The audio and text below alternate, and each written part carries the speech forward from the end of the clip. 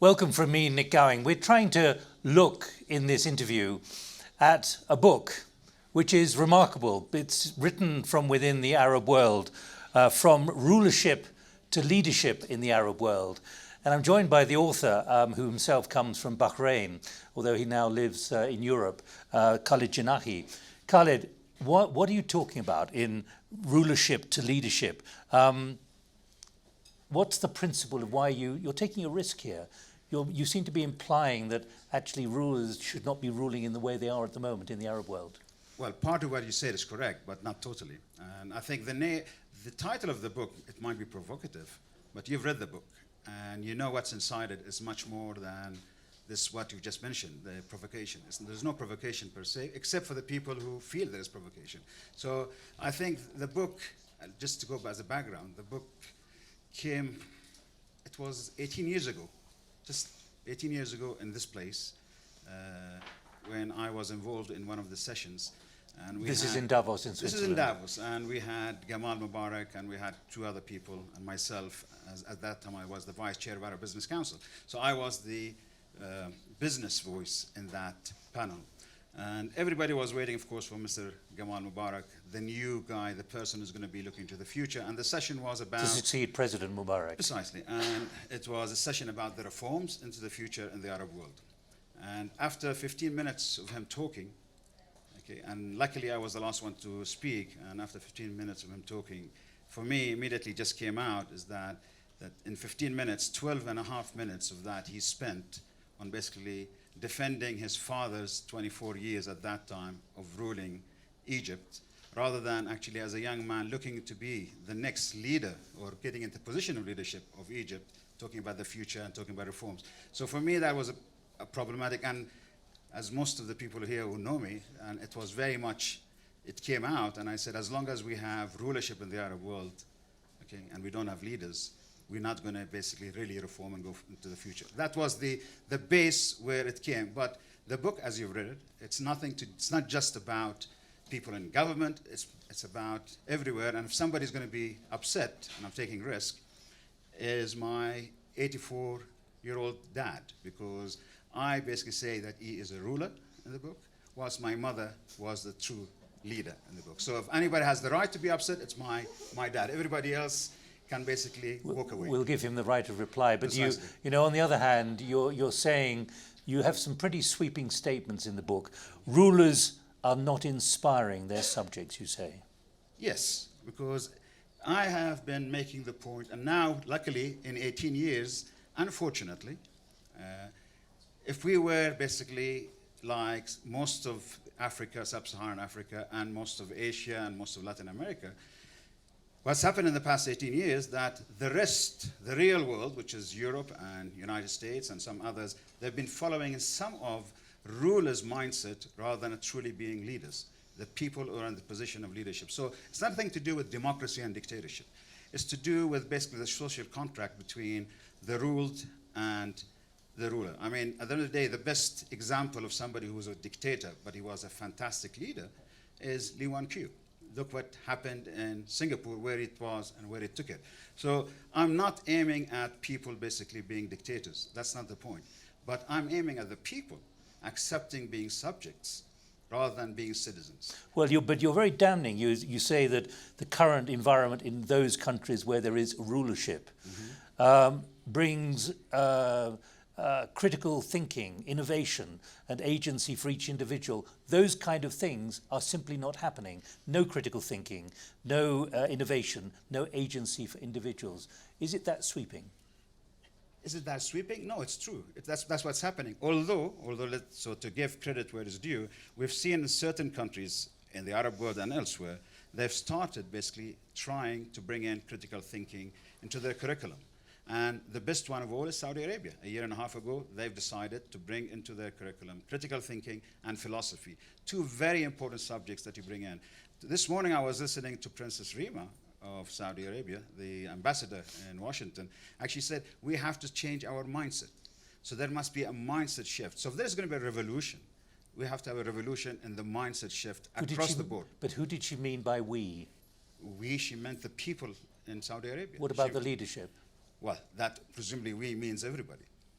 So that includes everyone so in Saudi Arabia. So that is a statement coming from someone in the position of leadership in that part of the world saying so. So it's not that they don't know about it, they know about it, but how to go forward, it's not easy, it's going to be difficult, but it's a path that I remember as a response to so-called Arab Spring in October 20, some of you were there, 2010 in Dead Sea when King Abdullah II stood up and he said, we don't believe in revolution, we believe in evolution.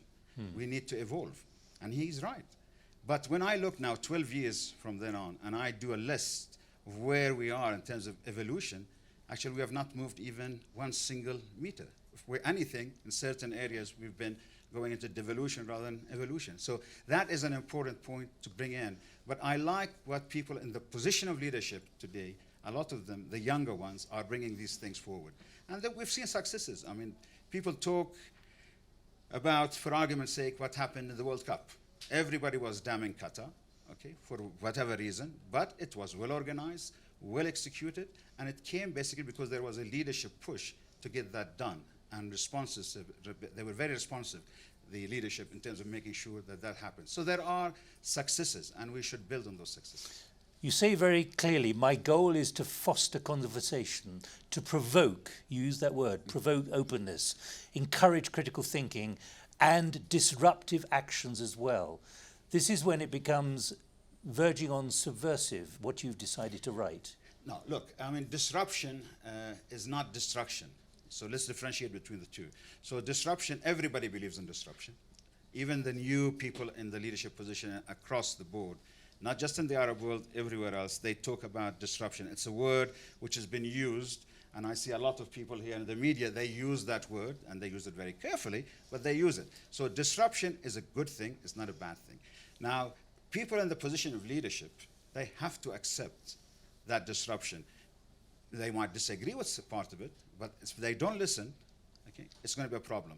I'm not saying disruption is dissent. Dissent is another important point, but disruption is an important factor to take you to the next level, because if you don't, critical thinking is out of the window.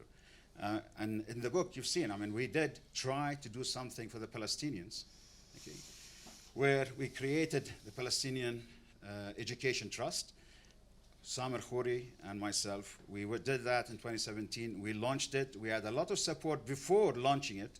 But when Mr. Trump visited Riyadh, most of the people we had contacted who were on board before that, they suddenly disappeared because they were worried that we were going forward with that thinking. And the thinking behind it was simple. It was that we invest in basically disrupting the mindset of the teachers.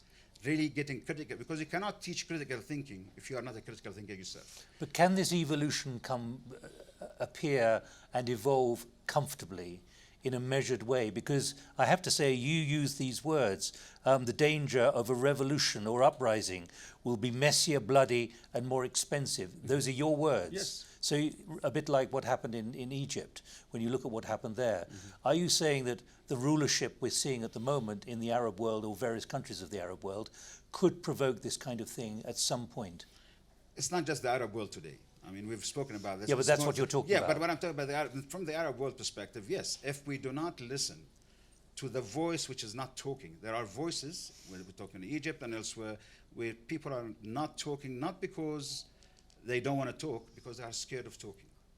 So the first aspect is when you're scared of talking, and suddenly when the pressure is so much, in terms of the dignity side, in terms of every aspect of basically living tomorrow and keeping a roof over your head, that is where the problem is going to start. And when we look back in 2011, which whether we like it or not, the important aspect was economic. And the people, whether Tunis, whether it's in Egypt, elsewhere, it was all economics. And one thing to be positive, let's look at the positive side, is that when Saudi Arabia, basically 2 months ago, they decided to invest and create 6 companies in 6 different countries to invest in infrastructure and create jobs. Now that is a great, we've been calling for this for over 20 years. Now it's happening directly. 24 billion is a number, good number, but I wish it was actually, there was a zero after that, not only for 5 years, but every 5 years we should have around 240 billion invested in that. You're remembering the UN Arab Development Report of 2002 and also the World Competitiveness Report of 2005. I remember reading those and thinking, wow, things are going to happen. But as you say, quote, almost nothing has happened. Why do you think that was?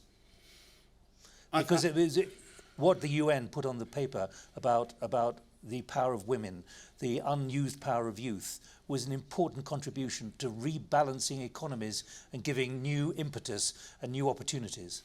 Correct. I mean, that is something, if I remember, actually, if we look at the UNDP report, which we talk about, 2001, it was written by Arab thought leaders, which is an important factor. But when we look back at 2019, the same report, the same deficits are there. Yes, there's been some move, but the move has been very, very slow. I mean, when we talk about women, which is an important factor, okay, yes, lip service has been very, very good. Now I see some positive thing apart from lip service. You cannot have suddenly, because there is pressure from UNDP, pressure because of the 9/11 and the Americans putting pressure on reform in a lot of the Middle East as a whole, and talking about women being an important part of that. And suddenly we find the First Lady is the most intelligent, the most good-looking, the best person in the country, out of all women in the country. Now, for me, that is going backwards rather than going forward. See, that might be the case, but that is not basically bringing everybody on board. You're not allowing level playing ground for all the women and men in that part of the world. So that is the issue. And it brings back the final aspect of this is, and that's why it's difficult for people to talk about it. And I talk about the fourth estate in the book. It's non-existent in the Arab world. I mean, the media, whether we like it or not, the media is basically, whether it's official media or non-official media, is part of the official media. I mean, the issue of basically succumbing and being scared of saying something which is positive and disruptive because you think that's going to be bad news, it is creating a major problem in that part of the world. And people are against social media in the Arab world, but I would say in a lot of countries in the Arab world, actually, if there is any factual news which comes out, it's going to be through social media because you don't hear anything except good news in the newspapers and TV and everything else. So I think that is another important factor. And we have a lot of mercenary, basically editors-in-chiefs and everybody else who were given nationality and everything just to basically make sure the position of these countries look good. We've got a few minutes left, so I'm going to bring it to an end shortly, but I need to put this to you. You do say we are on the precipice of a change, with many forces converging to push the regimes of the Arab world to either implement urgently needed reforms or lose their grip on power. Yeah. What is this precipice and how quickly will it come? Well, I mean, I refer to Mr. Ibn Khaldun 700-800 years ago, where he actually said it, and the Economist and everybody repeats what he said, and I think it's an important thing to bring out, that no dynasty, okay, sustains itself more than 3 generations if it does not truly evolve. That is what I'm coming from. It's something which is an old one, but it's happening now too. So we need to change. Do I see, I think the positive thing, do I see change? I see some change. I see some of the younger ones coming in and trying to bring in the other, but it's not easy, it's difficult. But the quicker they do it, the quicker they take risk, because it's all about risk taking. The quicker the people in the position of leadership, they take risk and bringing people aboard, the better we're going to be. The soft landing is going to be much better than hard landing eventually. Would you feel comfortable going back and living permanently somewhere in the Arab world? You come from Bahrain, but you live in Geneva and France. I go to Bahrain, I go to Dubai, everywhere. Yeah, but you but you don't live there. No, but by the way, most of what's in the book I've written before. I mean, it's not nothing that has not been written. It's been written, it's been discussed. I mean, it's there, it's in the record. So I'm not saying anything which is provocative in terms of basically trying to push for uprising or whatever, which is not the case. And you've read the book very, very well. So it's more like, okay, you take it or you lump it, as the English say. So I'm giving basically, this is my opinion, this is my view in certain aspects. But it's an analysis as well. We're on the precipice of change. Yes. There is, by the way, look at 9/11 is a fascinating thing to go back to. It's not late, long history. It is only around 20 years ago. So 9/11, when it happened, the pressure which came on us throughout, all the different types of pressure which came upon us by the West, and truly and rightly so, because when you look back, and nobody talks about it, when you look back at why it happened, One reason was because there was lack of reform. There was basically the pressure on the people per se. So there was a room of doing something positive and trying to come out and allowing people to talk, allowing people to say things. And one aspect is that, and I think a lot of the media people here agree to, is that there is room for discussion. There is room from a freedom of expression to talk and bring things up, but not to go to the red line, okay? Not even to go to the amber line, just to be in the green. That is the problem. So you need to go through the amber. I'm never saying go above the red line, but go to the amber, go to the highest level of amber and try to do that. That's where the disruption is going to start, on a soft landing basis rather than a hard landing. Let's end on a lighter note. You were quite a renegade at the university. You were known to steal parking meters. Not me alone. Well, with my actually. Have you returned them yet? Well, ask Ben Hilton. He's the one. He has it, so you well, can ask him. My final question: why did Ben Elton think you were a comedian? Because I actually was. I was much drier in my jokes than he was. So for a British guy, and you know the Brits, dry jokes are very, very good. So I was good at it. Did you think of a career as a comedian? That's what I'm doing. That's what the book is all about. Abdulla-Janahi, thank you very much indeed. And I should tell you that the book is From Rulership to Leadership in the Arab World, and it'll be out shortly. Thanks for joining us. Thank you.